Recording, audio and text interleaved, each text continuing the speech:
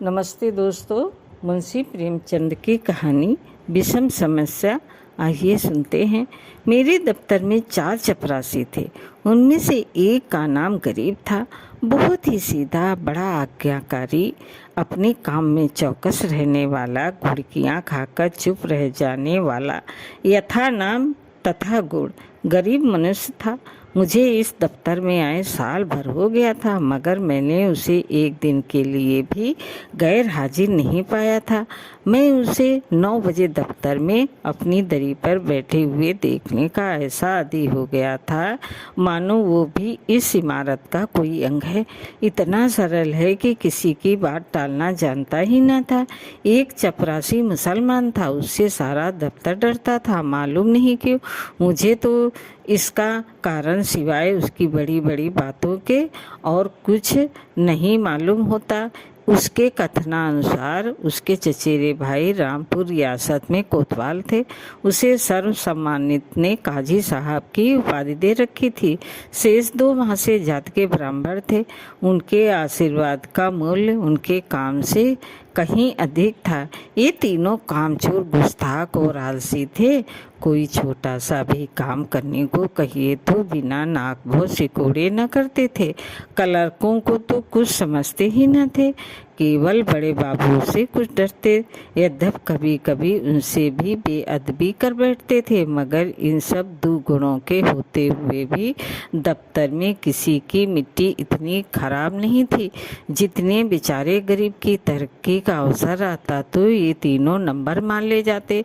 गरीब को कोई पूछता भी न था और सब 10-10 रुपये पाते थे, पर बेचारा गरीब साथ पर ही पड़ा हुआ था। सुबह से शाम तक उसके पैर एक क्षण के लिए भी नहीं टिकते थे। यहाँ तक कि तीनों चपरासी भी उस पर क्रोध जताते और ऊपर की आमदनी में उसे कोई भाग न देते थे। इस पर भी दफ्तर के सब कर्मचारियों से लेकर बड़े बाबू तक उससे चिढ़ते थे। उसको कितनी ही बार जुर्माना हो चुका था और डांट फटकार तो नित्य का व्यवहार था। इसका रहस्य मेरी समझ में कुछ नहीं आता था। मुझे उस पर दया आती थी और अपने बर्ताव से मैं ये दिखाना चाहता था कि उसका आदर मेरी दृष्टि में अन्य तीनों चपरासियों से कम नहीं है। यहाँ तक कि कई बार मैं उसके पीछे कर्मचारियों से लड़ भी चुका था। एक दिन बड़े बाबू ने गरीब से अपनी मेज़ साफ करने को कहा। वो तुरंत मेज़ साफ करने लगा। देव योग से झाड़न का झटका लगा तो दावत उलट गई और रोशनाई मेज पर फैल गई। बड़े बाबू ये देखते ही जामे से बाहर हो गए। उसके दोनों कान पकड़ खू बैठे और भारतवर्ष की सभी प्रचलित भाषाओं से दुर्वचन चुन चुन कर उसे सुनाने लगे। बेचारा गरीब आंखों में आंसू भरे चुपचाप मूर्तवत सुनता था, मानो उसने कोई हत्या कर डाली हो। बड़े बाबू का जरा सी बात पर इतना भयंकर रौद्र रूप धारण करना बुरा मालूम हुआ। यदि किसी दूसरे चपरासी ने उससे भी बड़ा अपराध किया होता तो भी उस पर इतना कठोर वज्र प्रहार न होता। मैंने अंग्रेजी में कहा, बाबू साहब ये अन्याय कर रहे हैं। उसने जानबूझकर तो रोशनाई गिराई नहीं। इसका इतना कड़ा दंड देना अनुचित की पराकाष्ठा है। बाबूजी ने नम्रता से कहा, आप इसे जानते नहीं, ये बड़ा दुष्ट है। मैं तो इसकी कोई दुष्टता नहीं देखता। आप अभी से नहीं जानते, ये बड़ा पाजी है। इसके घर में 2 हलों की खेती होती है, हजारों का लेन देन करता है, कई भैंसें लगती हैं। इन बातों का भी इसे घमंड है। घर की दशा ऐसी ही होती तो आपके यहाँ चपरासीगिरी क्यों करता? बड़े बाबू ने गंभीर भाव से कहा, विश्वास मानिए, बड़ा बूढ़ा आदमी है, ये भला का मक्खी चूस है। यदि ऐसा ही हो तो भी कोई अपराध नहीं। अभी आप यहाँ कुछ दिन और रहिए तो आपको मालूम हो जाएगा कि ये कितना कमीना आदमी है।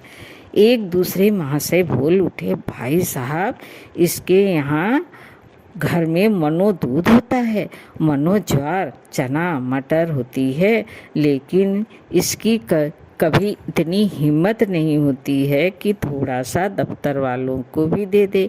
यहाँ इन चीज़ों के लिए तरस तरस कर रह जाते हैं। तो फिर क्यों न जी चले। और ये सब कुछ इसी नौकरी की बदौलत हुआ है, नहीं तो पहले इसके घर में पूंजी भांग तक न थी। बड़े बाबू सकचाकर बोले, ये कोई बात नहीं है, उसकी चीज़ है, चाहे किसी को दे या न दे। मैं इसका मर्म कुछ कुछ समझ गया। बोला, यदि ऐसा तुच्छ हृदय का आदमी है तो वास्तव में पशु ही है। मैं ये ना जानता था।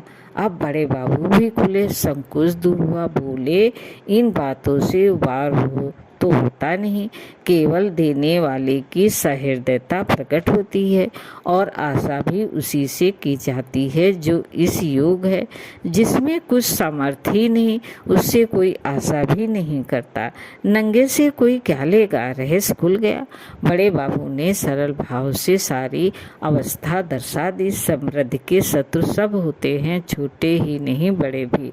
हमारी ससुराल या ननिहाल दरिद्र हो तो हम उससे कोई आशा नहीं रखते, कदाचित हम उसे भूल जाते हैं, किंतु वे समर्थवान हो कर भी हमें न पूछे, हमारे यहाँ तीज और चौथ न भेजे तो हमारे कलेजे पर सांप लौटने लगता है।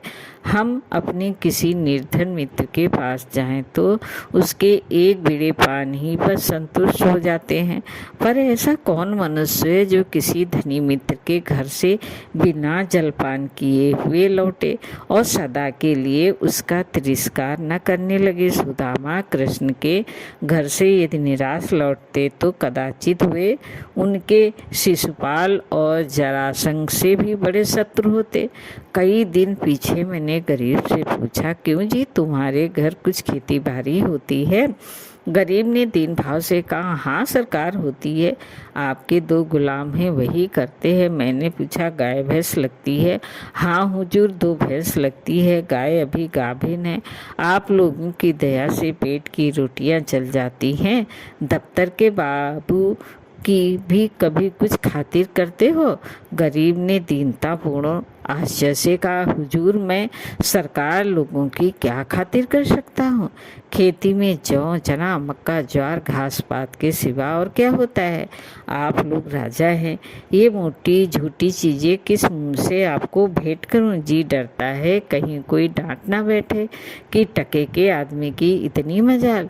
इसी मारे बाबूजी कभी हिवाए नहीं पड़ा, नहीं तो दूध दही की कौन बिसात थी। मुंह के लायक बीड़ा तो होना चाहिए, भला एक दिन कुछ लाके दे दो। देखो लोग क्या कहते हैं, शहर में ये चीज़ें कहाँ होशियार होती हैं। इन लोगों का जी भी तो कभी कभी मोटी झूठी चीज़ों पर चला करता है। जो सरकार कोई कुछ कहे तो कहीं साहब से शिकायत कर दे तो मैं कहीं का ना रहूं, इसका मेरा जिम्मा है। तुम्हें कोई कुछ ना कहेगा, कोई कुछ कहेगा भी तो मैं समझा दूंगा। हुजूर आजकल तो मटर की फसल है और कोल्हू भी खड़े हो गए हैं, इसके सिवा तो और कुछ भी नहीं है। बस तो यही चीज़ें लाओ, कुछ उल्टी सीधी पड़े तो आप ही को संभालना पड़ेगा। दूसरे दिन गरीब आया तो उसके साथ 3 हष्ट पुष्ट युवक भी थे। 2 के सिरों पर 2 टोकरियां थी, उनमें मटर की फलियां भरी हुई थी। एक के सिर पर मटका था, उसमें ऊख का रस था। तीनों युवक ऊख का एक एक गट्ठा कांख में दबाए हुए थे। गरीब आकर चुपके से बरामदे के सामने पेड़ के नीचे खड़ा हो गया। दफ्तर में उसे आने का साहस नहीं होता था, मानो कोई अपराधी है। वृक्ष के नीचे खड़ा ही था कि इतने में दफ्तर के चपरासियों और अन्य कर्मचारियों ने उसे घेर लिया। कोई ऊँख लेकर चूसने लगा। कई आदमी टोकरियों पर टूट पड़े। इतने में बड़े बाबू भी दफ्तर में आ पहुँचे। ये कौतुक देखकर उच्च स्वर में बोले, ये क्या भीड़ लगा कर रखी है, चलो अपना अपना काम देखो। मैंने जाकर उनके कान में कहा, गरीब अपने घर से ये सौगात लाया है, कुछ आप ले लीजिए, कुछ हम लोगों को बांट दीजिए। बड़े बाबू ने कृत्रिम क्रोध धारण करके कहा, क्यों गरीब, तुम ये चीज़ यहाँ क्यों लाए? अभी लौटा ले जाओ, नहीं तो मैं अभी साहब से कह दूँगा।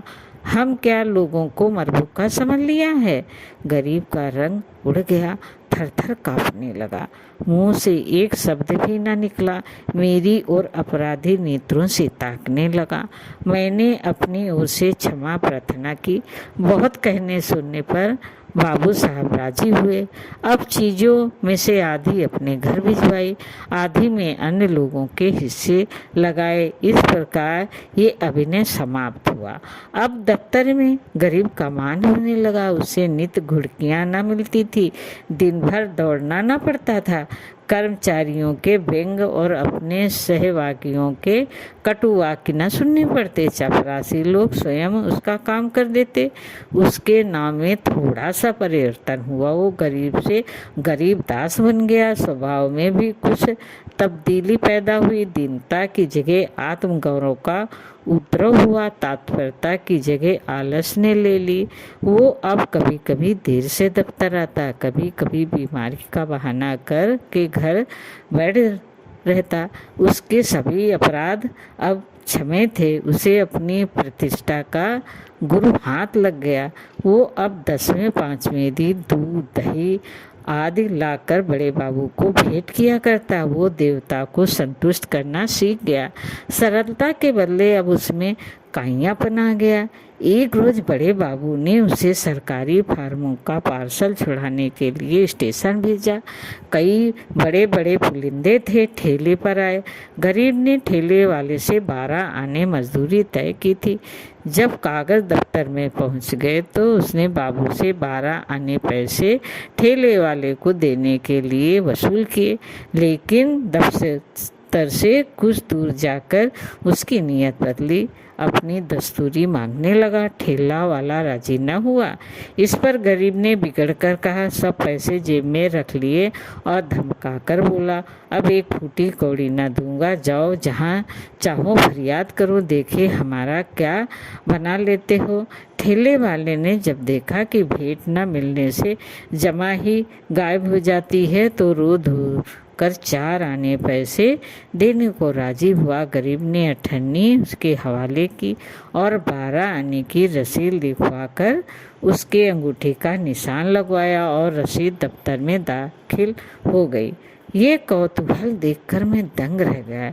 ये वही गरीब है जो कई महीने पहले सत्य और दीनता की मूर्ति था, जिसे कभी अन्य चपरासियों से भी अपने हिस्से की रकम मांगने का साहस न होता, दूसरों को खिलाने भी न जानता था, खाने की जिक्र ही क्या।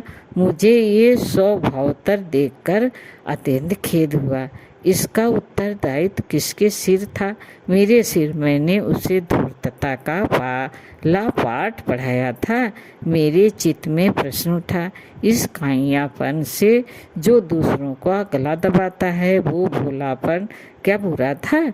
जो दूसरों का अन्याय सह लेता था, वो अशुभ मुहूर्त था।